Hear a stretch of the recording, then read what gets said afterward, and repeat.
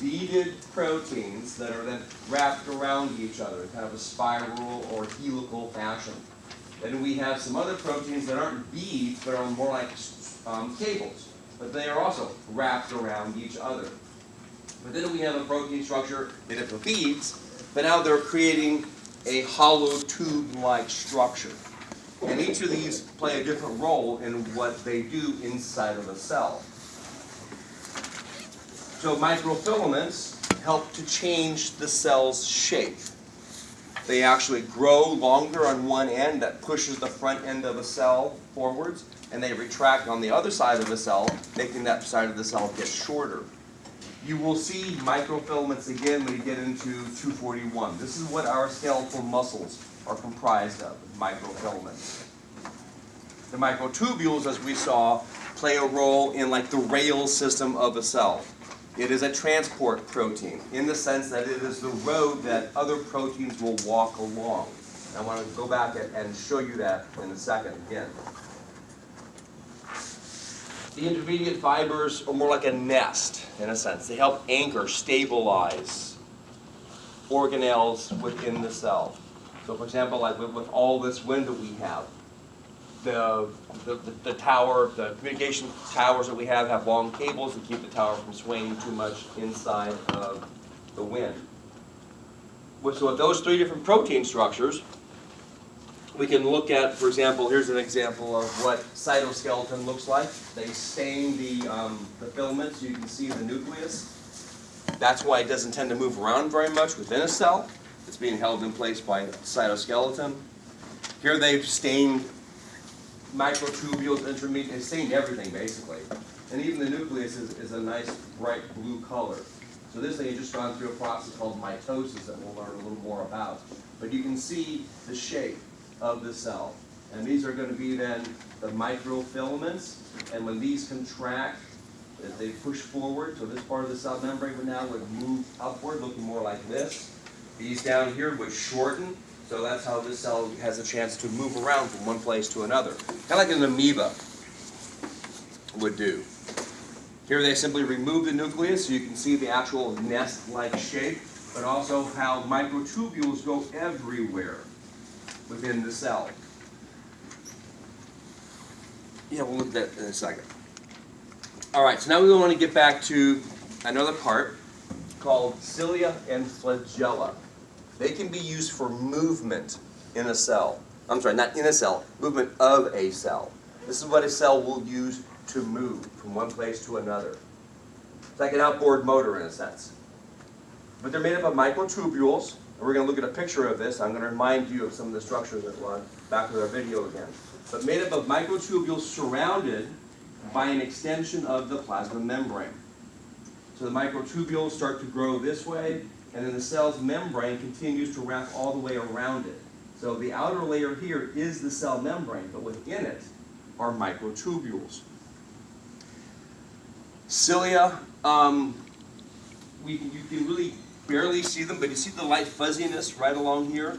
That is the cilia, and they beat and move, and that's what allows the paramecium to move and rotate and change its location within the environment. So with the flagella, is that? Flagella? Flagella.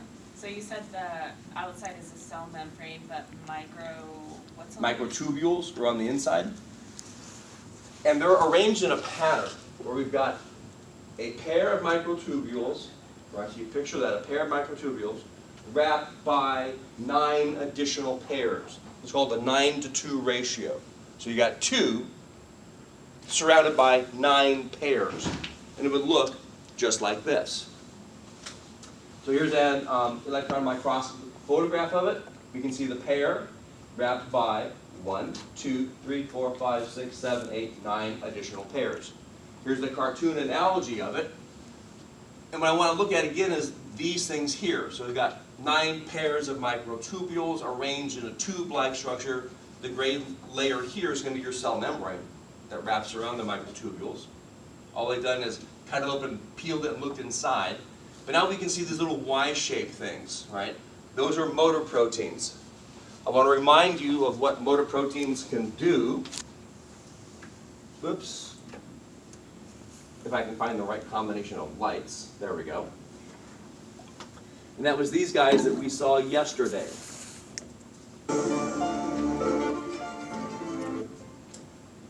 Not those guys, hang on. That's a microtubule breaking apart. But it's this, all right? This is the microtubule. This whole thing, see the Y shape, right, is the motor protein. This part stays attached to the vesicle that's bound to certain service proteins, but this part is going to literally walk along like a motor. And there are two major types of motor proteins that we'll learn about later. But I want you to see how it works. So imagine it walking along the length.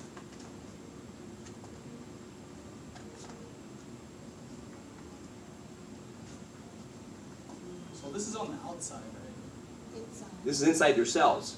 No, I'm talking about, because the On the outside of the microtubule, yes. Yes. picture looked like it was on the inside.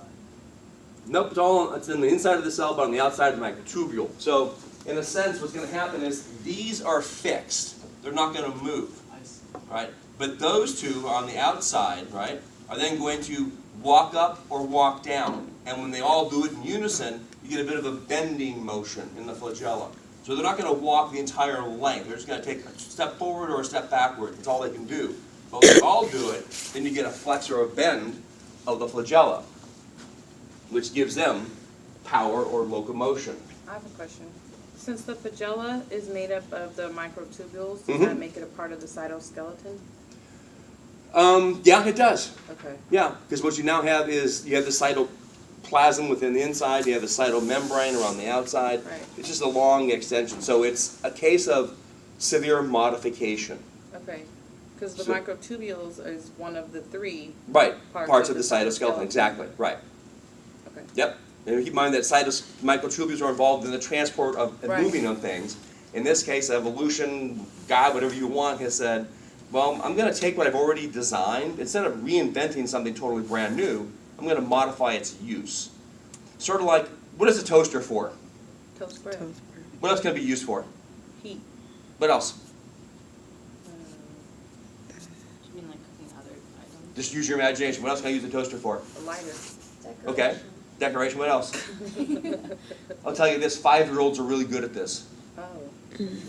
5-year-olds are tremendous at this, or 6 and Learning 7-year-olds. Let me If you call start my getting daughter. older, you start limiting your possibilities, because you become an adult and you lose your imagination.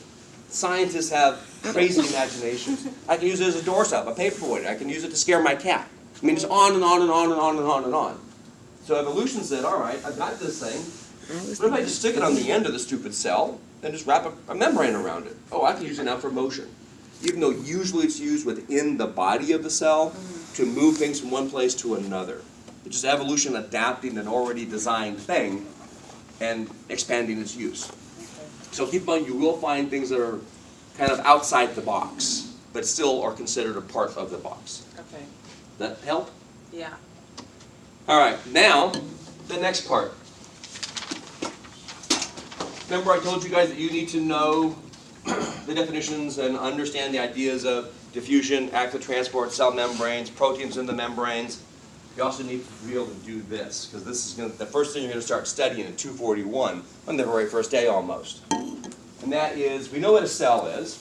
We now know that cells have a cell membrane. We know that a membrane is a semi-permeable structure. But how do you keep two cells side by side? Because your cells cannot be like a phospholipid bilayer. You can't have cells just bumping up and down and moving all over the place. You would be like some weird science fiction monster where you're totally being distorted physically on the outside. I need some continuity, I need some structure now. So to keep cells anchored side by side, we have what are known as, they didn't really put it up there, intercellular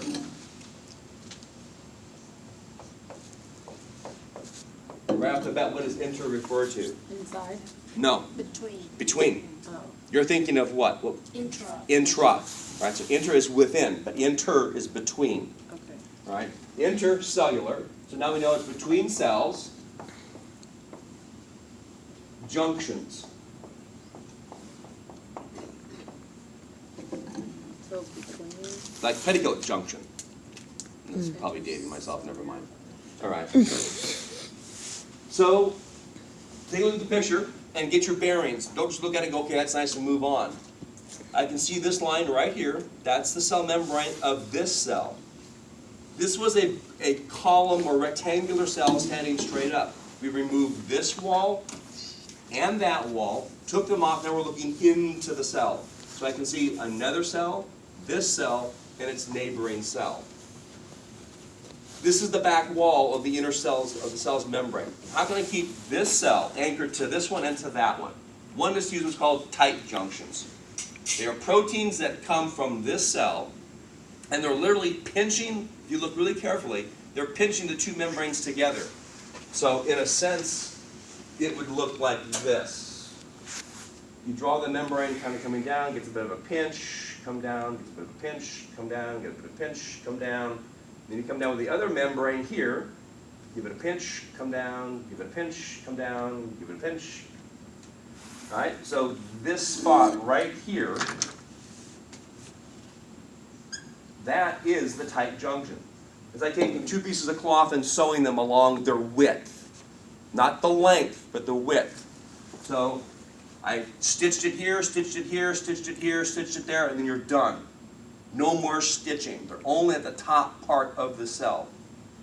But if you look at this, realize that if I'm now pinching these two pieces together and using proteins to anchor them, this is the space in between what would be this cell over here. So we'll draw this cell going this way, and we'll draw this cell going that way.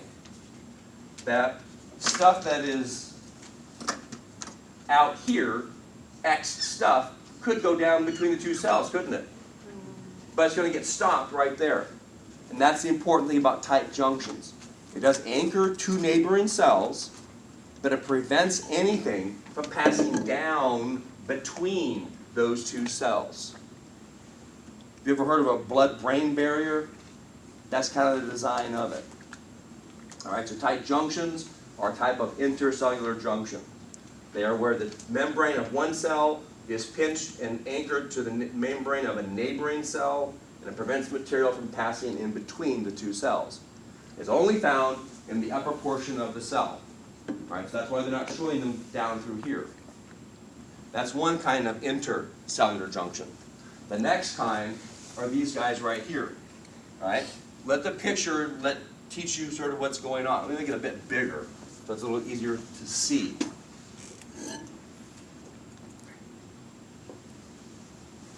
All right, now if I look here, I can see the individual, so that protein came from this cell, and there's the beads from this one. Come all the way down to here. If I look at it, remember the nuclear pores? Kind of a rosette style of proteins that form a tube through the two membranes of your nucleus. Same thing. All right, there's my tube structure, and you can see the tunnel from this cell to that cell. Again, nature is repurposing what's already been created and designed from something else. It's anchoring these two cells together, but what's most important about it is if you look at those guys, if we have another cell here, and then my other cell coming down here, that now my intercellular junctions form a literal tube so that stuff that is in this cell could diffuse right on through and get into that cell. It can go either direction. Let's make that a little cleaner.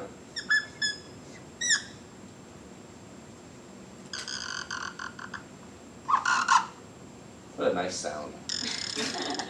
Like a little bird chirping. All right? So gap junctions have a significant different role than tight junctions do. All right? They allow material to pass from one cell into another, but it is a type of intercellular junction.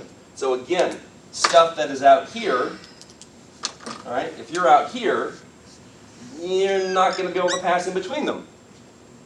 But now you can pass from one into another. So here we have, cell A and cell B.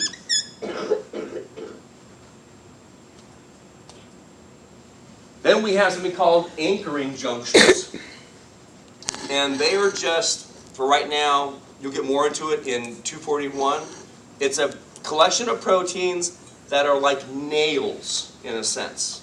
And what they don't do a good job of showing you is that each cell has to contribute to the structure of this.